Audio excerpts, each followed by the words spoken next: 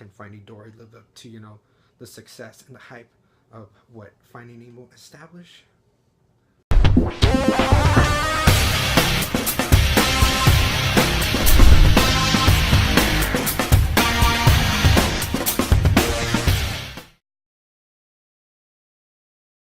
Finding Dory is the latest Pixar film, which is a sequel to like a 14-year-old film that is the classic of one of the Pixar's best, Finding Nemo.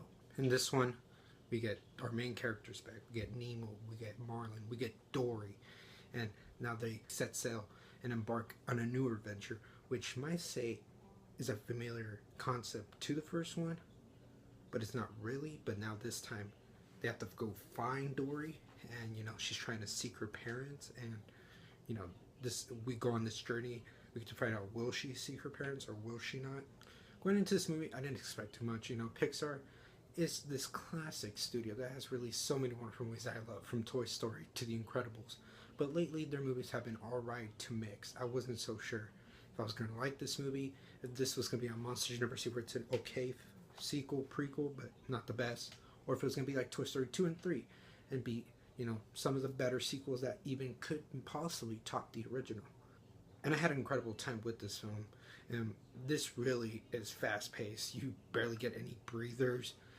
It's a fun ride. We start out with the movie we need to know, get a little bit backstory of Dory, and then, see how Marlin and Nemo are now settling in after, the events of Nemo. We even get a little glimpse of, that film, and then we continue on with this story a year later.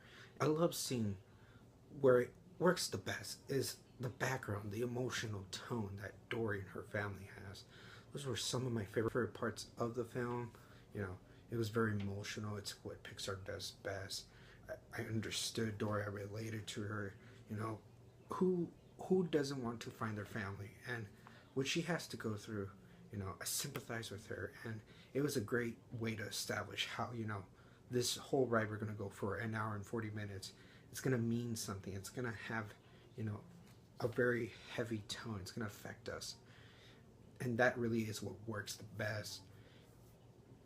This could have been, a retelling of the first movie, but they changed it up a little bit where it felt, original, and it could stand on its own from Nemo, but still be a good companion piece to that film.